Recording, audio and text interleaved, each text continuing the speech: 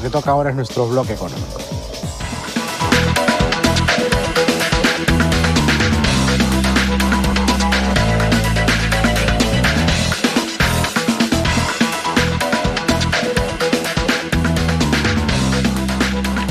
Como usted recordará, el 23 de agosto entró en vigencia ya de manera oficial esta ley que ha causado mucha polémica respecto a la prohibición para la tercerización de algunos servicios en las empresas. Se calcula que las más afectadas ya estarían viendo problemas en cuanto al sector minero, por ejemplo, donde el 70% de los trabajadores que trabajan en minería están tercerizados, son servicios tercerizados. Lo hacen bajo esta modalidad. Y también Capeco ya ha lanzado la voz de alerta respecto a esta situación que ya estaría trayendo estragos. ¿Y cuáles son los estragos? La reducción de personal, es decir, menos gente con trabajo formal, que era la advertencia que se había hecho desde el inicio, cuando esta propuesta fue finalmente aprobada. Estamos con César Puntreanu, profesor de Sun Business Law y experto en temas laborales, para conversar sobre este tema. César, ¿cómo estás? Bienvenido nuevamente en Contacto. Buenas tardes. Buenas tardes, Juan Carlos. Gusto de verte. Muchas gracias. Ya en algunos sectores, César, se está hablando de una alerta ya por la reducción de puestos de trabajo a un mes exacto de la vigencia de esta ley, que era la advertencia que desde el inicio se hizo. ¿Esto es así? ¿Cómo has visto tú los números? Sin duda, Juan Carlos, porque como bien ha señalado hace un momento, esta ley restringe la tercerización, y la tercerización no es otra cosa que contratar a terceros para que te den una actividad especializada. Y hay sectores particularmente sensibles donde se recurre a esta tercerización, como la minería, la construcción, en sectores industriales también, en algunas etapas productivas, en el sector hidrocarburos también. Entonces, esta norma lo que va a generar a la larga es más desempleo. No va a ocurrir, como se piensa, de que estos trabajadores van a pasar a la planilla de la minera, a la planilla de la empresa constructora. Eso no es cierto. Es más, si miramos en Sudamérica, hace unos años en Ecuador se hizo lo mismo. Y el resultado fue que del universo de trabajadores, poco más del 10% pasó a la planilla. El resto de la gente se quedó sin trabajo. Entonces, hay que sensibilizar a la ciudadanía de lo peligrosa que es esta disposición emitida por el Ministerio de Trabajo y el gran impacto que puede tener el empleo en un país donde tenemos una informalidad altísima. Claro, y finalmente este tipo de medidas lo que hacen es aumentarla, ¿no? Estaba viendo en el sector minero, la cuestión puede ser crítica, ¿no? Porque estamos hablando de más de 2.000 empresas, 2.100 empresas que brindan algún tipo de servicio como contratistas del sector minero. Estamos hablando de más de 160.000 trabajadores. Eso es un universo inmenso. Es correcto. Es más, como tú bien dices, la norma, el plazo de adecuación de la norma venció hace poco, a fines de agosto, pero las empresas antes ya han tenido que tomar medidas para no llegar justamente a lo que tú comentas, que es la reducción de personal, o peor aún, el cierre de empresas. Y pensemos en una empresa contratista que ya no puede prestar servicios debido a esta restricción, lo único que le va a quedar es cerrar. Entonces se va a quedar sin trabajo el personal de la contratista y eso va a afectar a las familias. Entonces, lo que han venido haciendo hasta ahora es iniciando acciones legales ante el INDECOPI, ante el Poder Judicial, para tratar de protegerse de esta norma. ¿Y estas cuántas pueden tardar? Mira, en el Poder Judicial, para tener siquiera una medida provisional que se llama medida cautelar para parar la aplicación de la norma, puede tomar 8 o 10 meses tranquilamente.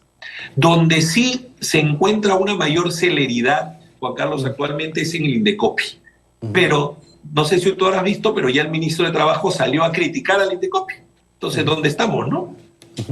Bueno, sí, pues. Y una pregunta, ¿estas acciones, ya sea en el Poder Judicial o en INDECOPI, se hacen de manera individual? Es decir, empresa por empresa que se sienta afectada, ¿o una resolución a favor podría favorecer a todas en conjunto?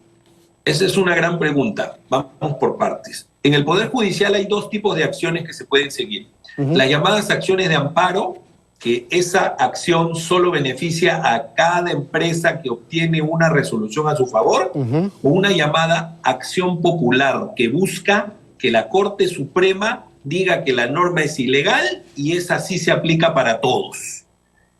Hay varias acciones populares en curso, pero esas demoran, ¿eh? Yo creo que hasta el próximo año, por lo menos. En el Indecopi es lo mismo. La empresa que sigue su pronunciamiento ante la Comisión de Eliminación de Barreras Burocráticas del Indecopi se beneficia ella sola, pero si esa resolución se confirma en segunda instancia y sale publicada en el Diario Oficial, se benefician todas.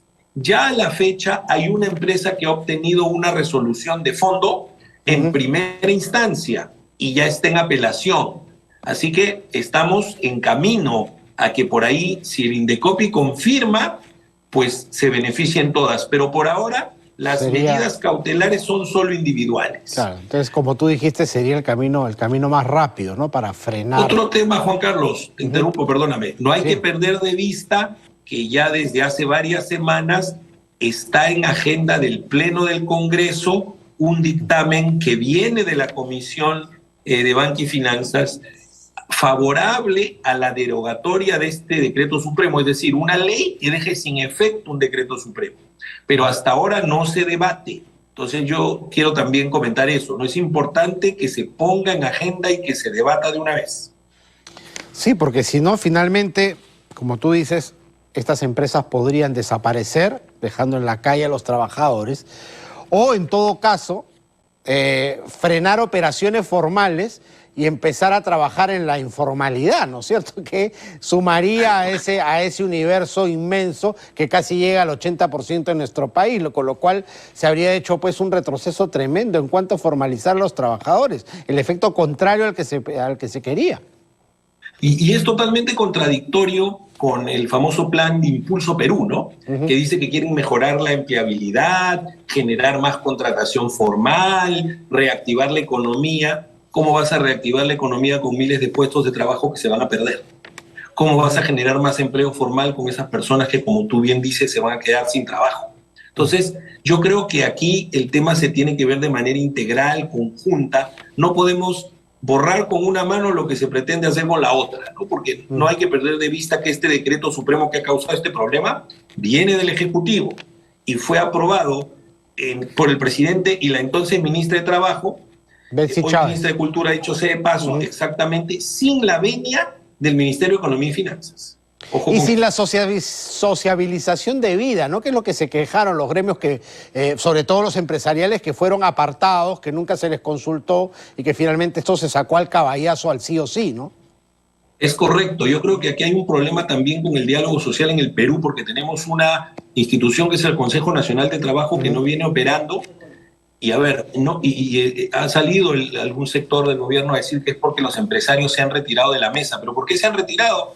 Porque se emitió otra norma del Ministerio de Trabajo que complica las relaciones sindicales. Entonces, ¿cómo vas a dialogar si te emiten normas que ni siquiera te las consultan? Sí, claro, históricamente el Consejo Nacional de Trabajo siempre ha tenido una pata coja, ¿no? Porque antes eran los gremios que se habían retirado, hoy los gremios volvieron y ahora se retiran los gremios empresariales, ¿no? Entonces, finalmente, esta mesa de diálogo, este foro que debería ayudar a consenso, finalmente no está sirviendo de nada, ¿no?